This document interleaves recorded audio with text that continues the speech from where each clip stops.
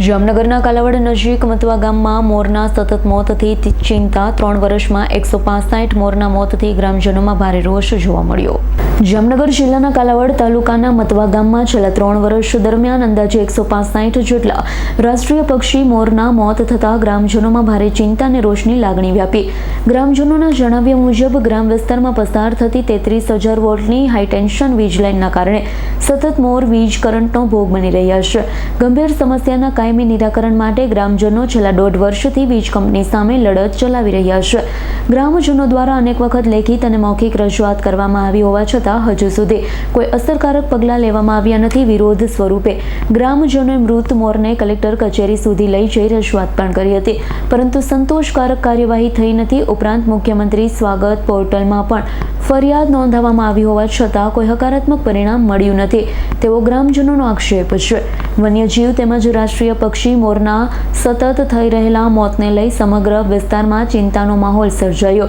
ગ્રામજનોએ જવાબદાર વિભાગોને તાત્કાલિક કાર્યવાહી કરી વીજ લાઇનને સુરક્ષિત બનાવવાની તેમજ ભવિષ્યમાં મોરના મોત અટકાવવા જરૂરી પગલાં ભરવાની માંગણી કરી છે। રવિ છે, મતવા ગામ છે મારું। તો અમે છેલ્લા એક વર્ષથી આંદોલન કરી રહ્યા છીએ કે મોર બચાવો અભિયાન અમે ફેસબુક ઉપર નાખેલું છે, ઇન્સ્ટાગ્રામ ઉપર નાખેલું છે। ત્યારબાદ અમે સરપંચ અમારા ગામનો તો પૂરો સપોર્ટ જ છે કે ભાઈ આ બનવું છે, અને ભારતીય નાગરિક તરીકે આપણી ફરજ છે કે ભાઈ રાષ્ટ્રીય પક્ષી મરવું છે। રાષ્ટ્રીય પક્ષી શું કદાચ બીજું પક્ષી હોય તો એ મરવું છે, જીવ એ જીવ કહેવાય। માણસનો જીવ કેમ જીવ છે, તો એ બધું એ જીવ એક જીવ જ કહેવાય।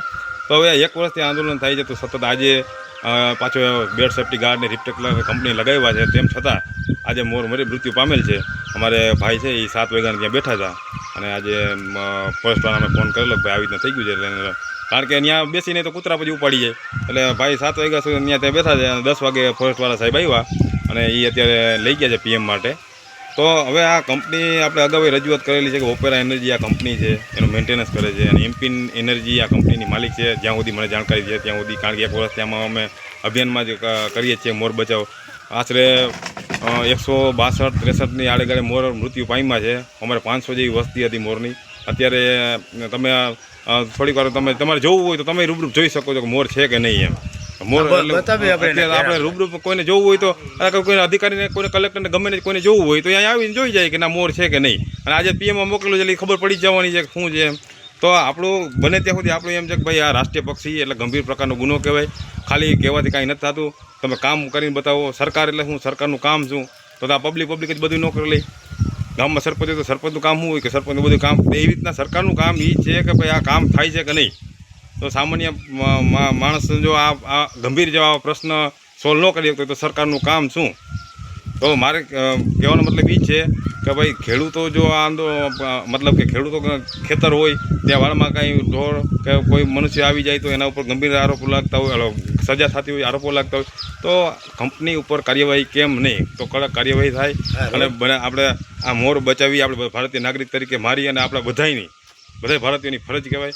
એટલે મારે કહેવાનું એટલું જ છે કે મોર મરે નહીં, કોઈ પણ પશુ મરવું ન જોઈએ, એવા આપણે કડકના કડક કાર્યવાહી જે તે અધિકારીઓ કરે અને સરકાર સુધી અને આ બધા અધિકારીઓ સુધી મારા આ પ્રશ્ન પહોંચે એવી મારી માંગ છે।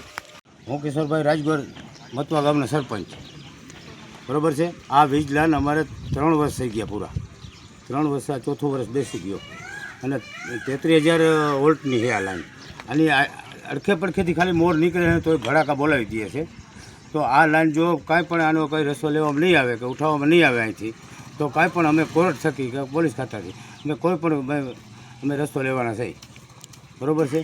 આ સિવાય અમારો કોઈ બીજો આનો આરો જ નથી કોઈ, અને કોઈ કંપની અમને જવાબ દેતી નથી। આવા ચગદા નાખીને વયા ગયા છે અને ગાઢ આમાં નાખી દીધા છે, એનાથી મોર કોઈ પણ રહેતા નથી, બરાબર છે। ગમે અહીંયા પણ તાર ઉપર જઈને બેસી જાય છે, સીધો ભડાકો થાય છે। કામને હોહારો કેબલ નાખી દે અને કાં પછી લાઈન એની ઉઠાવીએ। અમારા ગામનો કોઈ પણ આમાં અમારું કાંઈ કોઈની કોઈ લેતી દેતી નથી કે કોઈ વસ્તુ કરી નથી, અમે કોઈ પણ આની કંઈ લીધેલી નથી કોઈ વસ્તુ। ગામમાં ઠરાવ કર્યા વગર આનો કોઈ ગામનો પંચાયતનો અમારો ઠરાવ આપેલ નથી આનો, કે અમારે મંજૂરી આપેલ નથી, બરાબર છે। કે કોઈ અમે રૂપિયા એને લીધેલ નથી 1 રૂપિયો કોઈ પણ, અને એમને હજી નાખીને વયા ગયા છે। રિક્વેસ્ટ લીધેલી હોય તો એમને એમ થાય કે અમારી મજબૂરી છે કે અમારે ન કહી શકીએ અમે એમ છે। હર્ષલ ખંડેડિયાનો રિપોર્ટ, S9 ન્યૂઝ, જામનગર। અમારી તમામ માહિતીથી અપડેટ રહેવા માટે જોડાયેલા રહો S9 ન્યૂઝ સાથે।